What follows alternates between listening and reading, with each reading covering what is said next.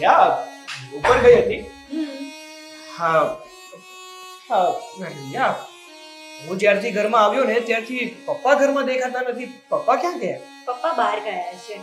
એવું છે. રિયા, હું શું વિચારું છું કે પપ્પા ઘરમાં નથી ને તો આપણે એક કામ કરવું છે. શું? આપણે છે ને પપ્પાને તિજોરી ખોલી અને જોઈ લઈએ કે તિજોરીમાં એક વીંટી છે કે પછી બે વીંટી છે. ઓલરેડી મેં ચેક કરી લીધું છે. પપ્પાના રૂમમાંથી જ હું હમણાં આવી અને કબાટમાં છે ને એક જ વીંટી છે. એટલે એનો મીનિંગ એમ કે પપ્પાએ છે ને બીજી વીંટી ફઈને આપી દીધી છે. અચ્છા, મતલબ કે તિજોરીમાં એક જ વીંટી છે એમ ને?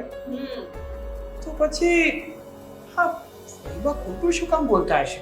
શું ખબર, બાકી મને તો પપ્પા પર બહુ જ ભરોસો છે. પપ્પા ક્યારેય ખોટું ના બોલે ને આવું ખોટું વિચારી પણ ના શકે. હારી આવ, પપ્પા પર તો મને પણ ગળા સુધી વિશ્વાસ છે કે પપ્પા આવું ક્યારેય ના કરે. કારણ કે જે વ્યક્તિ આપણને નાનપણથી સંસ્કાર આપે છે કે કોઈ દિવસ ખોટું બોલવું નહીં, ખોટા કામ કરવા નહીં, કોઈ પાસેથી ખોટી વસ્તુ લેવી નહીં, એ વ્યક્તિ આવું તો ના જ કરી શકે. પણ આ ફઈબા આવું શું કામ કરતા હશે ને એ સમજાતું નથી. મેં પપ્પાને વાત કરી હતી ને તો પપ્પા તો મને એમ કહેતા હતા કે ફઈબાને છે ને ફઈબાનો સ્વભાવ ભૂલકણ છે. કઈ પણ વસ્તુ મૂકી દઈ છે ને પછી એ વસ્તુ ભૂલી જાય છે. કઈ નહીં, પપ્પા તો આપણે સાચા છે ને. ફઈબા ભૂલી જશે, આજે નહીં તો કાલે એમને યાદ તો આવશે ને. એવું કોણે લખી દીધું છે કે એ વીંટી ભવિષ્યમાં ફઈબાને યાદ આવી જશે અથવા ગમે ત્યાં મૂકી હોય? પણ અત્યારે તો ભાઈ બહેનના સંબંધ તૂટી રહ્યા છે ને, એનું શું? સમય આવશે ત્યારે બધું આપોઆપ સરખું થઈ જશે. સમયની રાહે બેઠી રહીશું ને આપણે તો પપ્પા અને ફઈના સંબંધ તૂટતા વાર નહીં લાગે. પણ સાગર, તને ખબર છે ને ફઈબા કેટલા જિદ્દી છે અને મને પપ્પા પર બરાબર ભરોસો છે. પપ્પા શું વાત ચાલે છે? હા જોને, વીંટીને લઈને જ વાતચીત કરીએ છીએ અમે લોકો કે ફઈબા તમારી સાથે આવું કરે છે તો કરે છે શું કામ, એ સમજાતું નથી. અને પપ્પા, મેં છે ને તમારું કબાટ ચેક કર્યું, વીંટી તો એક જ છે. અરે પણ હવે વીટીને ભૂલો ને. તમે પાક્કું કરી લીધું ને કે આપણા ઘરમાં વીટી નથી એમની? બસ હવે એમને જ્યારે સમજાય ત્યારે. અરે બેટા, હું કઈ એક વીટી માટે બહેન સાથે સંબંધ પૂરા કરી નાખું? એવું નથી પપ્પા, ચેક કરી લીધું અને અમને તમારી ઉપર પૂરેપૂરો ભરોસો છે. ફઈબા છે ને જે જીદ પર ઉતર્યા છે ને, આજે નહીં તો કાલે ફઈબાને પણ સમજાશે. હા પપ્પા, તમે તો નમતું જોકવાની ક્યાં ના પાડો છો, પણ આ ફઈબા છે કે એક જીદ પકડીને બેઠી ગયા છે. અરે જીદ નથી, મને ખબર છે એ ભૂલકણી છે. એની ગમે ત્યાં ભૂલ થતી હશે અને જ્યારે સત્ય સામે આવશે ત્યારે બધું ખરું ખોટું ખબર પડી જશે. પણ પપ્પા, હું મેં માની લીધું કે ફઈનો ભૂલકણ સ્વભાવ છે, પણ અત્યારે એના સ્વભાવના કારણે તકલીફમાં કોણ પડ્યું છે? એ અને આપણે બંનેને. એના મગજમાં એક ગાંઠ બંધાઈ ગઈ છે કે મારો ભાઈ લાલચુ છે. હવે એ ગાંઠ આપણાથી નહીં ખુલે. એની જાતે જ્યારે સમજાય ત્યારે જોયું જાય છે. કઈ નહીં, જવા દો હવે. આ વાતને બહુ લાંબુ આપણે નથી એ કરવું. હું મારું કામ બતાવી દઉં. અને પપ્પા, ચાલો તમે મારી સાથે આવો. કંઈ નહીં બેટા, મારે પણ વહુ પાસેથી મારા જૂના કપડાં છે ને એ થોડા સિલાઈ કરાવવાના છે, હું કઢાવી લઉં અને પછી દરજી પાસે જઈ આવું. સારું.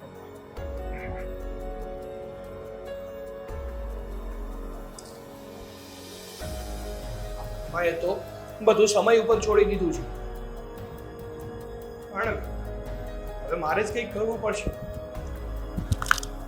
અશોક સાથે એકવાર તો વાત કરી છે, પણ હજુ મારે એની સાથે વાત કરીને કંઈક તો કરવું જ પડશે.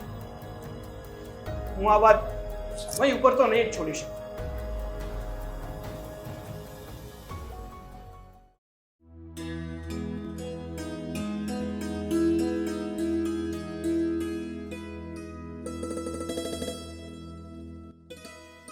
જો ઝાડવા કેવા થયા છે, ગમે એટલું ધ્યાન રાખો ને તોય તે બગડી જ જાય છે. પ્રીતિ બેન, સપનું નથી ને કઈક મારું? તમે હવે હું શું કહું છું સાંભળો. કાલે જ મેં એને આકાશે તિજોરી ખોલીને જોયું તો એક જ વીંટી હતી. અને તમારી સાસુ છે ને ખોટો આરોપ મૂકી રહ્યા છો, એમને સમજાઈ દેજો. અરે તમારે તો આ વીટીની વાત મગજમાંથી નીકળતી જ નથી. એક વીટી ને બે વીટી હશે, એક વીટી તો એમાં શું થઈ ગયું બોલો? તો ના જ નીકળે ને મગજમાંથી, ક્યાંથી નીકળે? ખોટા આરોપ મૂકે તો હું નહીં ચલવી લઉં. અરે તમારા સસરાએ ચલવું તું હે, તો એ તો ચલવી જ લે ને. અને સાંભળો, કેમ એક જ વીટી નીકળી મને હજી કઈ સમજાતું નથી. તમારી સાસુને પહેલા વીંટી આપી દીધી હતી અને મારા સસરા છે ને બહુ સારા છે. તો અમે ક્યાં કીધું વળી તમારા સસરા નગુણા છે એમ? કહીએ જ છીએ સારા જ છે. આ તો ગમે ત્યારે ઉઠીને આવીને સીધું બસ મારી સાસુ મારી સાસુ. કોઈ દી રાખ્યું છે હરખું? જે જેવા હોય ને એવું જ કે ને. તો એક વીટી હું કામ નીકળી? એક વીટી ત્યાં દઈ દીધી હતી ને, તો ત્યાં શું કરે છે બીજી વીટી? એ તમારી સાસુ કાલે ઝઘડો કરવા આવ્યા હતા, વીંટી માંગતા હતા, એટલે અમે ખોલીને જોઈ લીધું તિજોરી. એક જ વીંટી હતી ને એક નથી. તમારી સાસુને છે ને સમજાઈ દેજો. આ વીટી છે ને એ મજિયારાની છે. મારી સાસુનો હક લાગતો હોય ને તો એ હક તો એ પેલા લેશે, એટલે વધારે તમારે બોલવાની જરૂર નથી. હું વધારે નથી બોલતી. તમારી સાસુ જે કરીને ગયા છે ને એના માટે મારે આ બધું કહેવું પડે છે. એવા કયા કાળા થોડા મારી સાસુએ કરી નાખ્યા? કાળા ધોળાને સવાલ નથી, એ આરોપ મૂકે છે ને જે આરોપ મૂક્યો ને તે તો સાવ ખોટો આરોપ છે.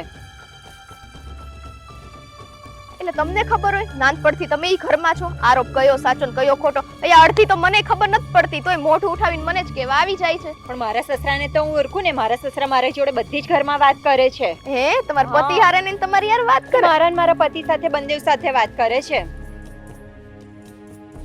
ઈ જે હોય વાત કરતા હોય કે નો કરતા હોય, ભાઈ બહેન નો સંબંધ ને અલગ છે. આમાં હુંય નથી પડતી તો તમે શું કામ પડો છો? તો પડું જ ને. મારા સસરા કેવા છે કેવા નહીં એ મને ખબર છે, અને મારા સસરા છે ને હંમેશા ન્યાયની જ વાત કરે છે. હા તો મારા સાસુ કેવા છે ને કેવા નહીં ને એ મને ખબર છે. અને મારા સાસુ ન્યાયની વાત કરતા હોય કે નો કરતા હોય, ખોટું તો નો જ બોલે. એ ખોટા છે ને ખોટા જ છે. તો તમારા સસરા ખોટા છે ને ખોટા જ છે. અરે મારા સસરા પર ખોટી વાત ના કરશો. તમે પણ મારા સાસુ ઉપર ના કરશો. તમારી સાસુનું તો આખી ગામ વાતો કરે છે. તો તમારા સસરાની આખી ગામ વાતો કરે જ છે, પણ આપણને સાંભળવામાં નથી આવતું. તમને તો ના જ સાંભળવામાં આવે ને. તમારી સાસુનું તો બધે આખા ગામે ગામે બધે વાતો કરે છે. હવે મારે શું કામ સાંભળવામાં નથી આવતું ખબર છે? કેમ કે તમારી જેમ ગામે ગામે જેનું પંચાયત નથી કરતી, કાન દઈને સાંભળતી નથી. એટલે આ ધંધો મારો નથી, ઈ તમારો છે. તો સાંભળો તો ખબર પડે. પણ બીજાનું હું સાંભળું છું કામ? તો તમારી સાસુને સમજાઈ દેજો. હું તો આ જાઉં છું. આ તો નીકળતી હતી ને એટલે તમને જોયા ને એટલે તમને કીધું. ઠીક, વાંધો નહીં. મારી સાસુ પાસે જશો ને આમ પગમાં મસડીને મૂકી દે, તમારું એક હાલવા નહીં દે. આ તો તમે મહિલા એટલે તમને કીધું. તમારે કેવું હોય તો કહેજો. તમારી સાસુને સમજાઈ દેજો કે ખોટા આરોપ મૂકે ના. મારી વાત તો સાંભળો. ક્યાં ચાલ્યા ઓ? જોકે આ વીટીની વાતને લઈને બહુ મોટો ઝઘડો થાય છે, પણ વીટી છે તો મજિયારાની. આ લોકો ગમે તે બોલે, વીટી તો ઘરમાં જોઈએ ઈ જોઈએ. ચલો ક્યાં ચલો, આ પાંદડા આવા આવે ને એમાં બધું ભૂલાઈ જાય. વીટી વીટી હાવ સુકાઈ ગયા.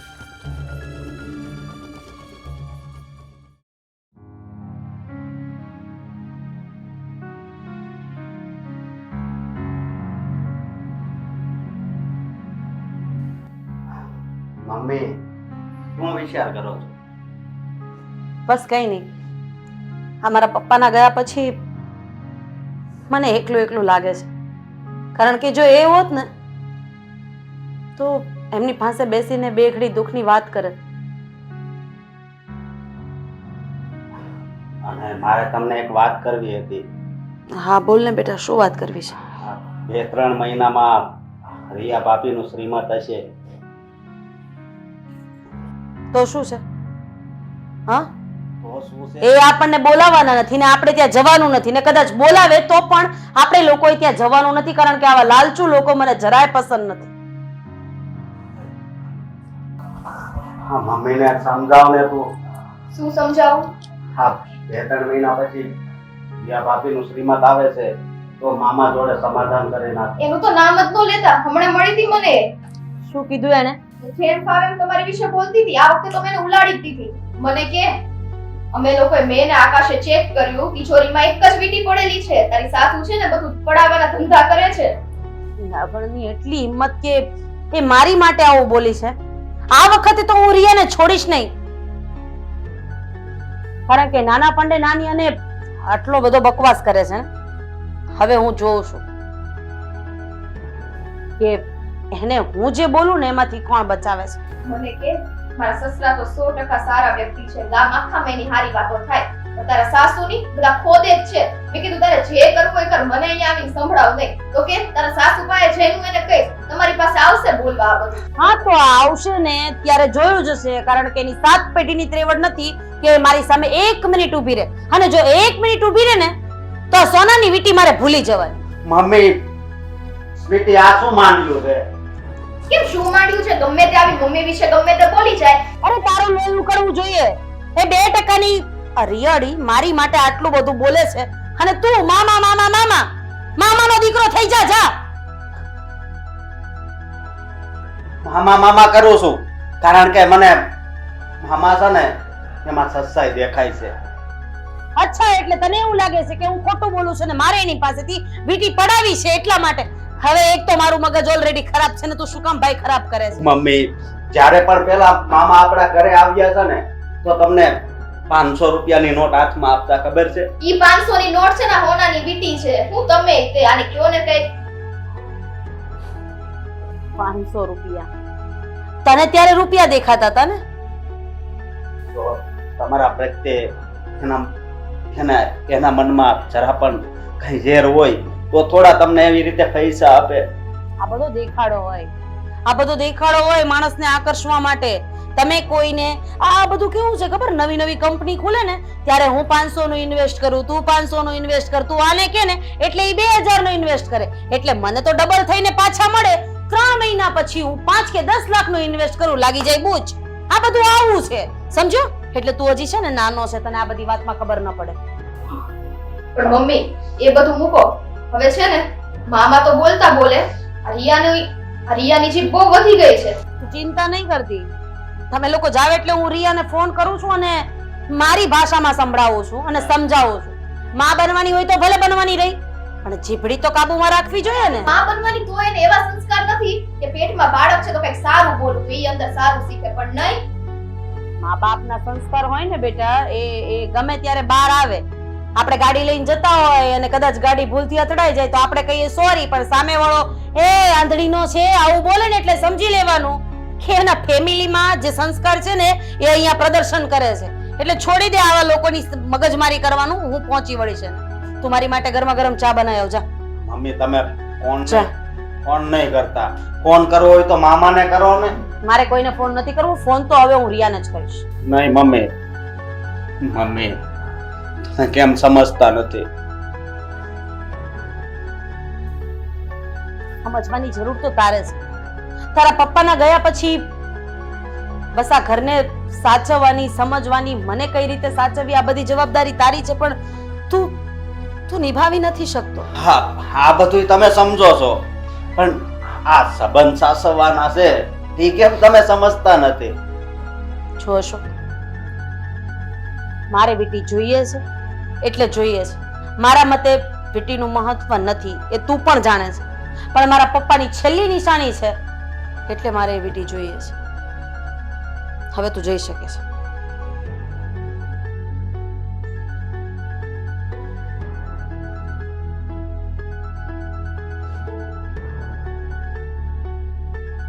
એકવાર તું ફોન ઉપાડ ખાલી મારો.